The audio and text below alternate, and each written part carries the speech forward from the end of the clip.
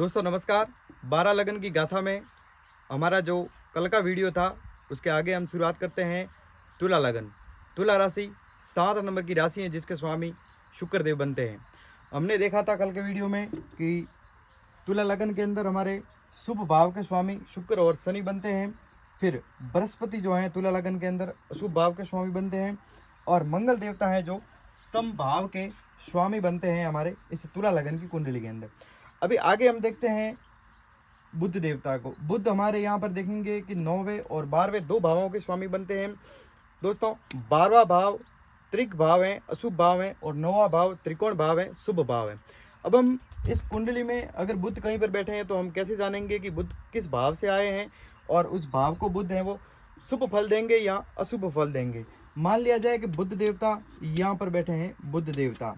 अब हम कैसे डिसाइड करेंगे कि बुध देवता यहाँ पर इस प्रोफेशनल इस 7वें भाव को जो कि बुध है वो शुभ फल देंगे या अशुभ फल देंगे। इसको जानने के लिए हम देखेंगे कि इस भाव के स्वामी जो है मंगल है वो कहाँ पर बैठे।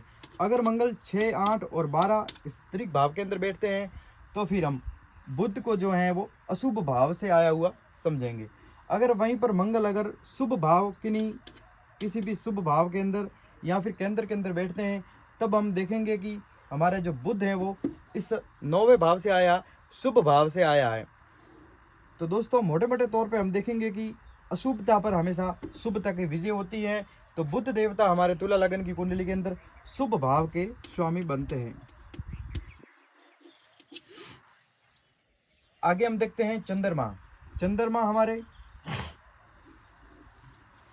10वें भाव के स्वामी हैं और 10वें भाव केंद्र के अंदर आ रहा है। ये केंद्र के अंदर भाव देखेंगे, चौथा, 7वां और 10वां भाव।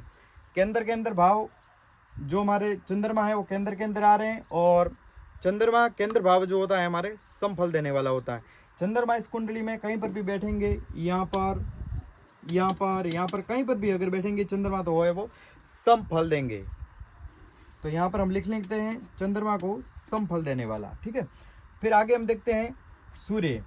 सूर्य हमारा एकादश भाव के अंदर है और एकादश भाव कहता है न मैं शुभ हूँ, न अशुभ हूँ और न सम हूँ।